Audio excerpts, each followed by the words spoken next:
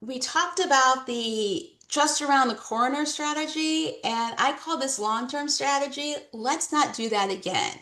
Because sometimes when you put that APR together real quickly, it's not the most enjoyable process. So, what can be done so you don't have to go through that process again for the next year?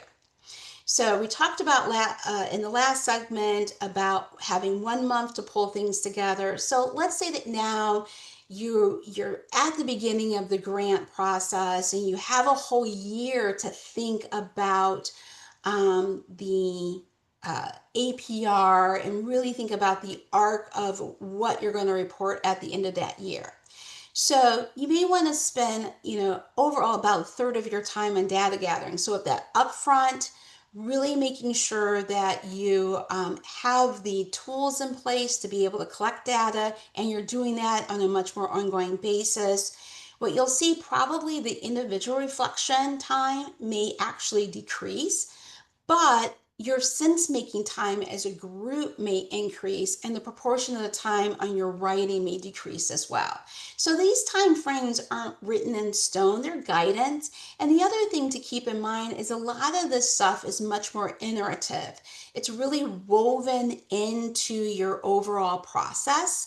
And so the burden of writing the APR at the end is going to feel very differently, because you won't have to have that same kind of targeted amount of time dedicated to gathering data and the sense making. You would have been doing that through the entire year. So what are some things that else that makes it that you'll be doing differently? As I said again, it's the same for processes, but with data gathering, that will be collected on the ongoing basis, and you have had systems in place to be able to gather that information, and you'll have the related documents more closely accessible and at hand. You'll be doing those individual reflections on a periodic basis so that information is readily available. And then also that sense making is going to be much more built into the process. So you'll have regularly scheduled meetings, and you may have a targeted quarter focus on, okay, let's make sense of what's going on in the project and just think about things at a higher level.